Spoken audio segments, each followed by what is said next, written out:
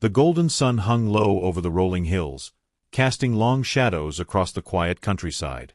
The air was thick with the scent of wildflowers and damp earth, a gentle breeze rustling through the leaves of the ancient oaks that dotted the landscape. It was the kind of evening that made one believe in the goodness of the world, in the quiet promise of another peaceful day drawing to a close. Elena, a girl of 23 with hair like spun gold and eyes as blue as the summer sky, walked alone along the narrow dirt path that wound through the forest. She had always loved these solitary walks, the way the world seemed to hold its breath as twilight approached, the way the trees whispered secrets to one another in the wind. Her dress, simple and white, fluttered around her ankles, and her basket, filled with wild berries she had gathered, swung gently from her arm. Elena was a girl of rare beauty, but it was her purity that set her apart. In a world that often seemed cruel and unyielding, she had guarded her innocence with a quiet determination, believing that some things were too precious to be given away lightly. Her parents had raised her to be kind, to be gentle, and to trust in the goodness of others. But the world, as she would soon learn, was not always kind in return. The path ahead twisted sharply, disappearing into a thicket of brambles. Elena hesitated for a moment, her instincts whispering a warning. But the sky was still bright, and the birds still sang their evening songs. Surely, there was nothing to fear. She stepped forward, her sandals crunching softly on the dry leaves. Then she heard it, a sound that did not belong. A twig snapping, too loud, too deliberate. She turned, her heart suddenly pounding in her chest. An old man stood there, his face lined with years of hardship and cruelty. His clothes were ragged, his eyes wild and hungry. He smelled of sweat and something darker, something that made her stomach twist in fear. "Well, well," he rasped, his voice like gravel. "What do we have here?" Elena took a step back, her basket slipping from her fingers. The berries scattered across the ground, forgotten. "Please," she whispered, her voice trembling. "Let me go." The old bandit laughed, a sound that sent a chill down her spine. "Oh, no, little one. You're not going anywhere." Before she could scream, before she could run, he lunged forward, his gnarled hands closing around her wrists. She struggled, but his grip was iron, his strength born of a lifetime of violence. Elena's world became a blur of terror. She was dragged off the path, her dress tearing as she was pulled through the underbrush. The bandit's breath was hot against her ear, his words a vile whisper. "You're mine now," he hissed. "And I'm going to take what I want." She was thrown to the ground in a small clearing, the impact knocking the breath from her lungs. The bandit loomed over her, his shadow swallowing the last of the daylight. He grabbed her by the hair, yanking her up and shoving her against the rough bark of an ancient oak. The tree scraped against her skin, but the pain was nothing compared to the horror of what was about to happen.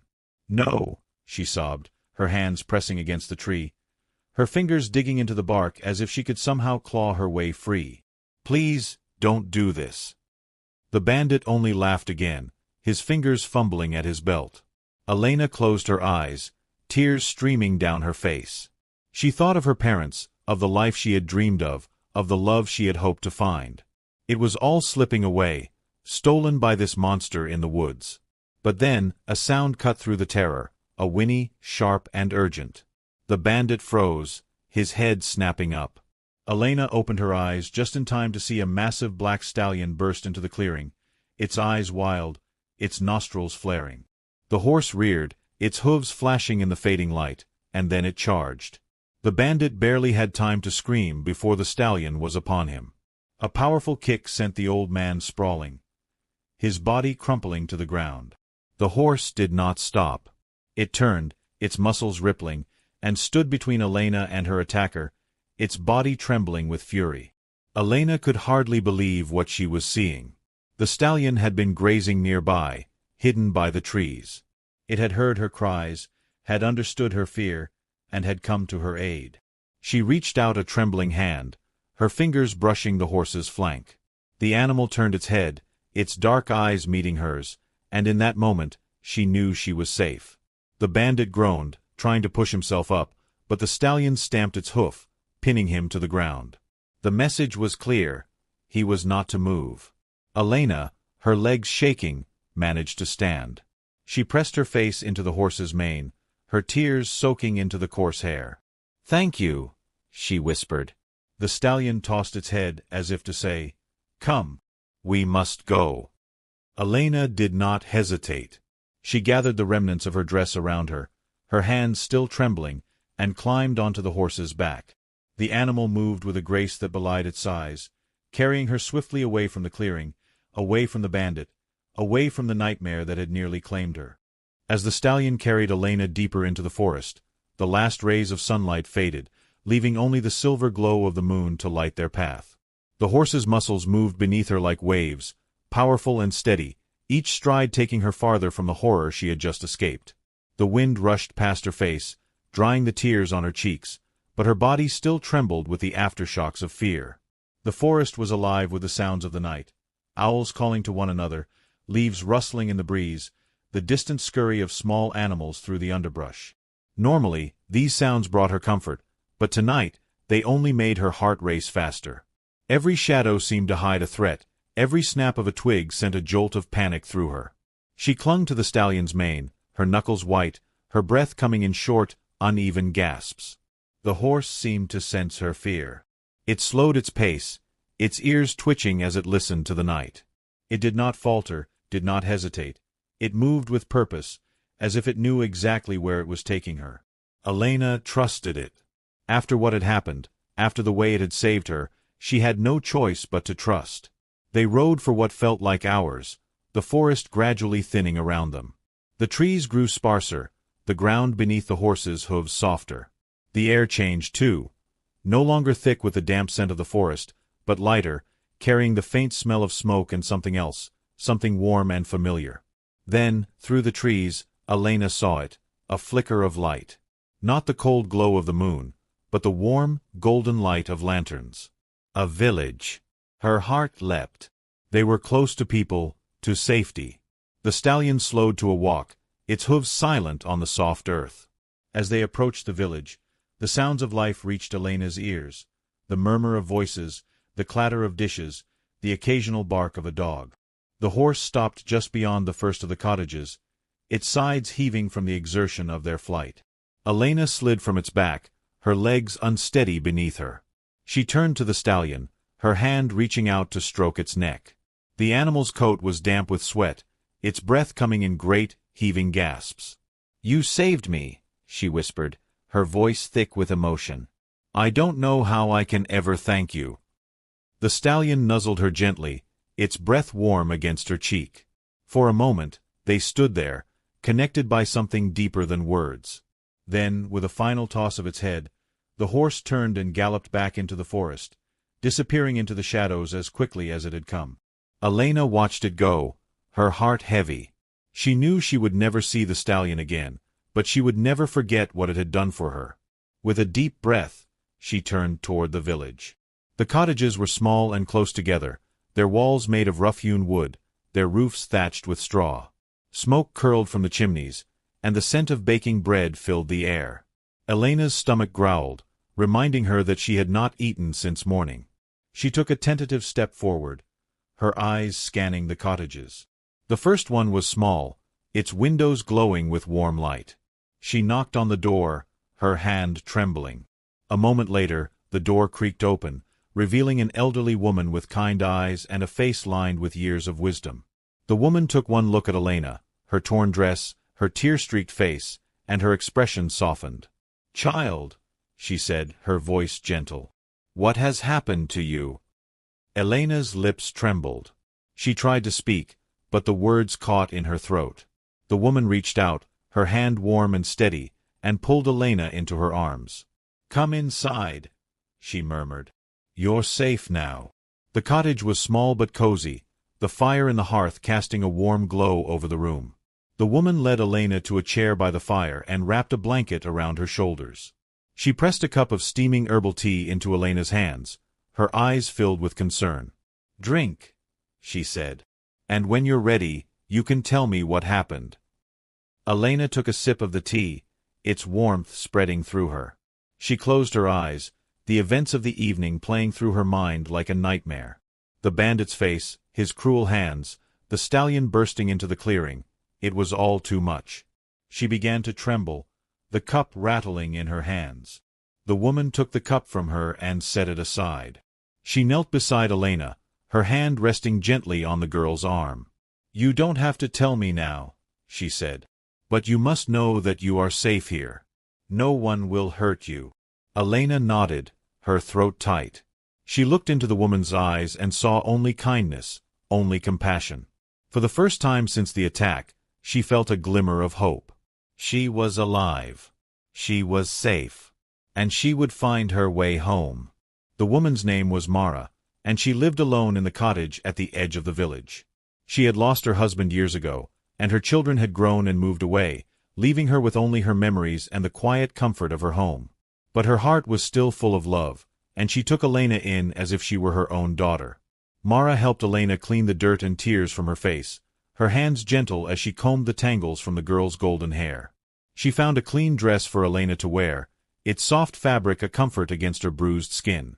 As Elena changed, she could feel the weight of the evening lifting from her shoulders, the terror beginning to fade. Mara prepared a simple meal, bread, cheese, and a bowl of stew, and Elena ate hungrily, her appetite returning with each bite. The food was warm and filling, and for the first time in hours, she felt her strength returning. The fire crackled in the hearth, casting dancing shadows on the walls, and the cottage felt like a sanctuary, a place where the horrors of the outside world could not reach. As they sat by the fire, Mara reached for Elena's hand. "Tell me what happened," she said softly. "If you can." Elena took a deep breath, her fingers tightening around Mara's. She told her of the walk through the forest, of the bandit's sudden appearance, of the terror that had gripped her as he dragged her into the clearing. She spoke of the stallion, of the way it had burst into the clearing like a guardian angel, its hooves striking down her attacker. Her voice trembled as she described the moment the horse had stood between her and the bandit, its eyes wild with fury, its body trembling with the need to protect her. Mara listened in silence, her eyes filled with sorrow and anger. When Elena finished, she squeezed the girl's hand. "You are brave," she said, "and you are lucky. Not many would have survived such an ordeal." Elena nodded, her throat tight. "I don't know what I would have done if the horse hadn't come," she whispered. Mara smiled gently. "Sometimes, help comes from unexpected places," she said. "And sometimes, it comes just when we need it most." That night, Elena slept in a small bed near the hearth, wrapped in blankets that smelled of lavender and sunshine. She expected nightmares, but instead, she dreamed of the stallion running free through a meadow, its mane and tail flowing like banners in the wind. In her dream, the horse turned and looked at her, its dark eyes filled with a quiet understanding, as if to say, "You are safe now."